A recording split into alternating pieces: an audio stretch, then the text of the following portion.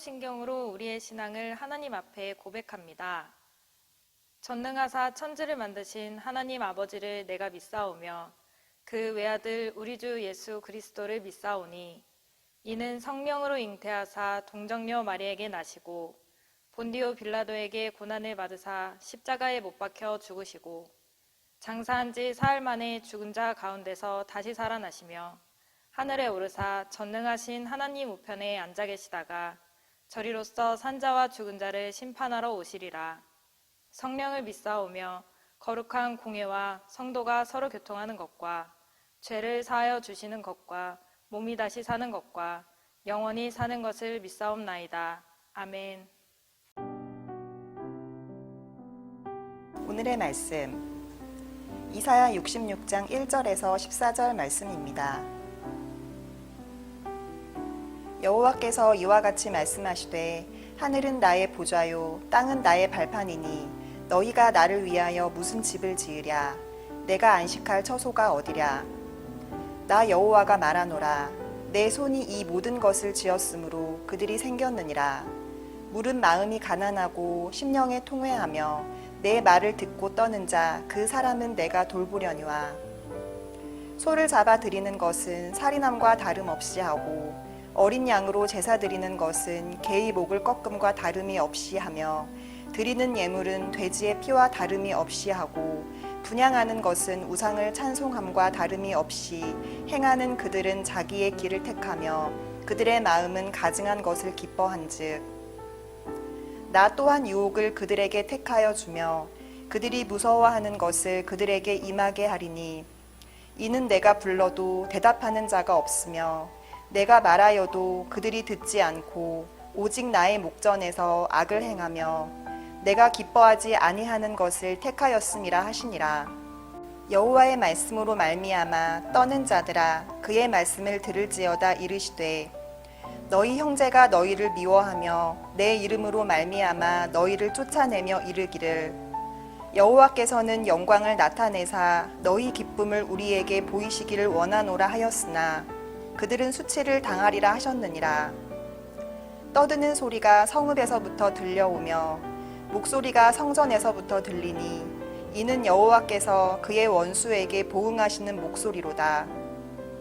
시온은 진통을 하기 전에 해산하며 고통을 당하기 전에 나말을 낳았으니 이러한 일을 들은 자가 누구이며 이러한 일을 본 자가 누구이냐 나라가 어찌 하루에 생기겠으며 민족이 어찌 한순간에 태어나겠느냐 그러나 시온은 진통하는 즉시 그 아들을 순산하였도다. 여호와께서 이르시되 내가 아이를 갖도록 하였은즉 해산하게 하지 아니하겠느냐 내 하나님이 이르시되 나는 해산하게 하는 이인즉 어찌 태를 닫겠느냐 하시니라. 예루살렘을 사랑하는 자들이여 다 그 성읍과 함께 기뻐하라 다 그 성읍과 함께 즐거워하라 그 성을 위하여 슬퍼하는 자들이여 다 그 성의 기쁨으로 말미암아 그 성과 함께 기뻐하라. 너희가 젖을 빠는 것 같이 그 위로하는 품에서 만족하겠고 젖을 넉넉히 빤 것 같이 그 영광의 풍성함으로 말미암아 즐거워하리라. 여호와께서 이와 같이 말씀하시되 보라 내가 그에게 평강을 강같이 그에게 문 나라의 영광을 넘치는 시내같이 주리니 너희가 그 성읍에 젖을 빨 것이며 너희가 옆에 안기며 그 무릎에서 놀 것이라. 어머니가 자식을 위로함 같이 내가 너희를 위로할 것인즉 너희가 예루살렘에서 위로를 받으리니 너희가 이를 보고 마음이 기뻐서 너희 뼈가 연한 풀의 무성함 같으리라. 여호와의 손은 그의 종들에게 나타나겠고 그의 진노는 그의 원수에게 더하리라. 성경을 보시면 예수님께서는 항상 대화 중에 왜를 물으셨습니다. 그 말이 무슨 말이냐면 그 원래의 정신이 무엇인가, 그 본질이 무엇인가를 항상 물으셨다라는 것입니다. 여러분, 그래서 우리가 참된 믿음을 갖는다는 것도 마찬가지입니다. 그 본질이 무엇인가에 대해서 우리가 알아야 된다라는 것입니다. 오늘 본문은 성전에 관한 말씀인데요. 하나님께서 이스라엘 백성들을 특별히 택하시고 또 성전을 만드셨는데 그 성전을 만드신 본질, 그 목적이 무엇입니까? 바로 하나님과의 만남이 있는 백성으로 민족으로 만들기 위해서 하나님이 특별하게 큰 은혜를 주신 것입니다. 하나님께서는 이스라엘 백성들에게 그래서 성전을 주시고 성전을 통해서 이제 만나자고 이제 말씀하셨는데 오늘 1절을 한번 볼까요? 이렇게 말하죠. 여호와께서 이와 같이 말씀하시되 하늘은 나의 보좌요 땅은 나의 발판이니 너희가 나를 위하여 무슨 집을 지으랴 내가 안식할 처소가 어디랴. 그래서 하나님께서 우리에게 성전을 주셨는데 문제가 뭐냐면 성전이 성전으로서의 그 본질, 그 역할을 못하고 있다라는 것입니다. 여러분 그렇다면 성전의 역할이 무엇입니까? 여러분 성전의 역할은 하나님과의 만남이 중요한데 지금 성경에서 뭐라고 말씀하시냐면 하나님과의 만남은 없고 형식적인 제사만 남았다는 것입니다. 그래서 3절 볼까요? 3절 이렇게 말하죠. 소를 잡아드리는 것은 살인함과 다름이 없고 하고 어린 양으로 제사 드리는 것은 개의 목을 꺾음과 다름이 없이 하며 드리는 예물은 돼지의 피와 다름이 없이 하고 분향하는 것은 우상을 찬송함과 다름이 없이 행하는 그들은 자기의 길을 택하며 그들의 마음은 가증한 것을 기뻐한즉. 그러니까 하나님과의 만남은 없고 이런 형식적인 제사만 있는, 그러니까 만남이 아니라 하나님을 이용만 하려고 하고 있다라는 것입니다. 사랑하는 우리 성도 여러분, 우리의 신앙생활의 목적이 무엇입니까? 여러분 신앙생활의 본질과 목적은 하나님과의 만남입니다. 신앙생활은 그래서 내가 뭘 이루어내려는 것이 아니라 하나님과의 만남이라는 것입니다. 그래서 하나님이 제일 기뻐하는 것이 무엇입니까? 하나님만으로 우리가 즐거워하고 기뻐하는 것입니다. 하나님과의 만남과 교제로 그 감격과 기쁨으로 하는 것이 신앙생활이라는 것입니다. 그런데 여러분 하나님과의 중요한 만남이 어디서 이루어집니까? 예배를 통해서 이루어진다라는 거예요. 그래서 여러분 신앙생활에서는 예배가 중요하다라는 것입니다. 그래서 우리가 예배에 목숨을 걸어야 되는 것이죠. 그래서 교회가 교회다운 본질을 회복하는 것이 뭐냐? 하나님과의 만남이 교회의 본질임을 알고 우리가 예배에 집중해야 되고 예배가 살아있어야 된다는 것입니다. 그렇다면 우리가 구체적으로 어떻게 하면 하나님을 만날 수 있나? 오늘 2절이 중요한데요. 오늘 보면 2절을 보시면 이렇게 말씀하시죠. 나 여호와가 말하노라 내 손이 이 모든 것을 지었으므로 그들이 생겼느니라. 무릇 마음이 가난하고 심령에 통회하며 내 말을 듣고 떠는 자 그 사람은 내가 돌보려니와. 이 말씀은 여러분 예수님의 산상수훈의 팔복설교에도 나오는 말씀인데 누가 하나님을 만날 수 있냐? 마음이 가난한 자 그리고 애통하는 자가 하나님을 만날 수 있다는 것입니다. 그래서 하나님을 만나기 위해서는 첫 번째로 가난한 마음이 있어야 됩니다. 여러분 우리가 예배하면서도 왜 하나님을 제대로 만나지 못합니까? 마음이 가난하지 않다라는 거예요. 여러분 마음이 가난하지 않다는 게 무슨 뜻입니까? 원어로 보시면 마음이 가난하다는 것은 그냥 가난한 것이 아니라 극도로 찢어지게 가난함을 말하고 있어요. 그래서 마음이 가난하다는 것은 어떤 마음이냐면 우리가 하나님을 향한 뜨거운 열망이 있는 마음을 말합니다. 하나님이 내 영혼을 채워주시기 이전에는 내 영혼에 만족함이 없습니다. 내가 하나님을 만나지 않으면 나는 도저히 살 수 없습니다. 그 마음이 가난한 마음이라는 것입니다. 그런 사람이 하나님이 만나주신다는 거예요. 여러분 다윗이 범죄하고 시편 51편 17절에도 다윗의 회개의 고백이 이런 고백이 나옵니다. 하나님께서 구하시는 제사는 상한 심령이라. 하나님이여 상하고 통회하는 마음을 주께서 멸시하지 아니하시나이다. 그래서 성령 안에서 하나님을 인격적으로 만난 모든 사람의 특징이 뭐냐면 이런 상한 마음, 가난한 마음과 애통하는 마음이 있다라는 것입니다.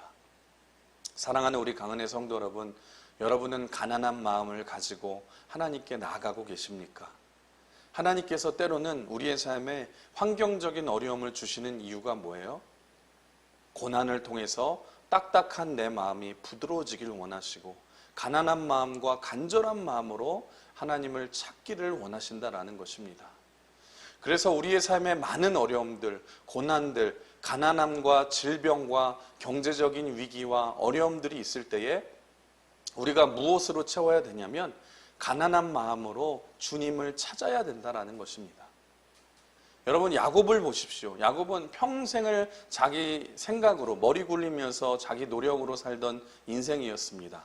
그런데 하나님께서 그를 비천하게 만드시고 야복강가에서 죽음의 위기까지 몰리게 되었는데, 그래도 말을 안 들으니까 하나님께서 환도뼈를 박살내지 않으십니까? 지금 외적인 환경과 육체적인 환경과 다 최악으로 만드신 거예요. 그러니까 야곱이 하나님께 항복을 하게 되지 않습니까? 그때에 하나님이 오히려 뭐라고 말씀하십니까? 네가 이겼다라는 거예요. 여러분, 우리가 하나님의 은혜를 힘입는 방법이 뭐냐면 내가 항복해야지 은혜를 힘입을 수 있다는 것입니다. 내 힘으로 싸우고 여러분 고집 부리는 것이 아니라 하나님 앞에 우리가 내려놓을 때에, 그리고 하나님을 찾을 때에, 하나님의 은혜를 구할 때에 하나님께서 우리를 오히려 회복시켜 주시고 세워주신다는 것입니다. 사랑하는 우리 강은혜 성도 여러분, 하나님께서는 마음이 가난한 자에게 은혜를 주십니다. 하나님 앞에 철저하게 낮아진 사람만이 하나님께 기도할 수 있다는 것입니다. 오늘 하루도 살아가시면서 가난한 마음으로 하나님만 구하고 하나님만 찾으시며 하나님께 나아가 믿음으로 승리하시는 여러분이 되시길 주님의 이름으로 축원합니다. 두 번째 하나님을 만나는 방법은 2절을 다시 보시면 심령에 통회하며 내 말을 듣고 떠는 자라고 말합니다. 즉 애통하는 자가 하나님을 만날 수 있다는 것입니다. 여러분, 그렇습니다. 하나님 앞에서 그래서 울 수 있는 것이 능력이에요. 여러분, 울지 않는다는 것은 뭘 말하냐면 강한 것이 아니라 사실은 내 마음이 병들어 있다는 것을 말하고 있는 것입니다. 여러분, 요셉을 보십시오. 요셉은요, 고난 중에도 울지 않았어요. 그런데 사실은 그 마음이 병들어 있다는 거 아닙니까? 그런데 그 마음이 언제 치유가 됐습니까? 동생 베냐민의 이야기를 듣고 이제 요셉이 나가서 통곡하며 울었다고 성경은 기록하고 있습니다. 울 때에 치료함을 받게 되었고 형제들에 대한 용서도 울고 나서 하나님의 은혜로 용서하게 되었다는 거예요. 여러분, 울 수 있는 것이 능력이라는 것입니다. 다윗을 보십시오. 다윗도 평생에 수많은 고난과 어려움이 있었지만 다윗은 늘 하나님 앞에서 고통 중에 많이 울었던 자였어요. 하나님 앞에서 우는 것이 능력임을 여러분 기억하시길 바랍니다. 하나님 앞에 많이 울 때에 하나님의 은혜로 다시 우리가 일어설 수 있는 거예요. 여러분, 저도 제 자신의 인생을 돌아보면은요, 제가 특별히 전도사할 때에 나름 비교의식과 열등감에 사로잡혀서 사역을 하면서도요, 상처를 많이 받고 힘들 때가 많았어요. 그런데 그때 정말로 하나님 앞에서 많이 울었는데, 운전하면서 울고 사역을 마치고 텅 빈 예배당에서 많이 울고, 그런데 그때마다 하나님의 은혜로 많이 위로받고요, 다시 사역할 수 있고 사랑할 수 있는 힘을 많이 얻게 되었다는 거예요. 여러분, 하나님 앞에 많이 울 때에 하나님이 여러분을 만나주시고 다시 은혜로 회복시켜 주시는 줄 믿습니다. 그래서 성령이 우리에게 역사할 때 나타나는 큰 특징 중에 하나가 뭐냐면 내 죄가 보이기 시작하는 거예요. 요한복음 16장 8절을 보시면 그가 와서, 성령이 오시면 죄에 대하여, 의에 대하여, 심판에 대하여 세상을 책망하신다고 말을 하고 있어요. 여러분, 성령이 임하시면 하나님께서 우리의 죄를 보여주시고요, 그래서 우리가 죄 때문에 아파하게 하고 죄 때문에 애통하게 하시고, 그래서 다시금 하나님의 은혜를 구하고 붙들게 하시고 회개와 치유의 능력을 경험케 하신다는 것입니다. 사랑하는 우리 강은혜 성도 여러분, 여러분 하나님 앞에 이런 애통함이 있으십니까? 여러분 눈물이 있으십니까? 이 시대에 우리가 회복해야 될 능력이 뭐냐면 애통함과 눈물을 회복해야 된다는 것입니다. 여러분, 우리의 죄에 대해서 애통해야 됩니다. 영혼을 향한 눈물이 있어야 됩니다. 이 나라와 민족을 위하여 우리가 애통함과 눈물과 여러분 하나님 앞에 기도로 나아갈 때에 하나님이 우리를 만나주시고 회복의 은혜를 주신다는 것입니다. 여러분, 말씀을 정리하면서 오늘 하나님께서 이스라엘 백성들과의 만남을 위해서 성전을 허락하셨지만 이스라엘 백성들은 그 특권을 다 놓쳐버리고 형식적인 제사로 모든 이 예배를 변질시켜 버렸습니다. 그래서 하나님께서 내가 촛대를 옮겨가고 마침내 나중에 이 신약 성경에 여러분 교회가 등장함을 오늘 말씀을 통해서 예언을 하고 있어요. 여러분 우리도 마찬가지입니다.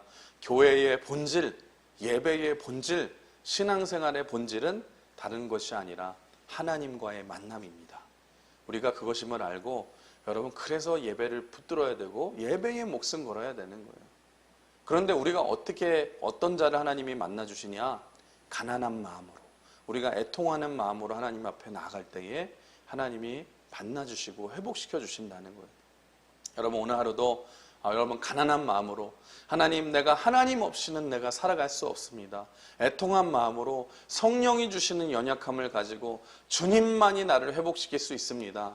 오늘 고백하시면서 그 은혜를 붙들고 하루를 살아가심으로 승리하시는 저와 여러분이 되시길 주님의 이름으로 축원합니다. 같이 기도하겠습니다. 사랑의 주님, 오늘 하루도 하나님께서 은혜를 주시고 하나님 귀한 하루를 말씀으로 우리가 기도로 시작하게 하신 은혜에 감사합니다.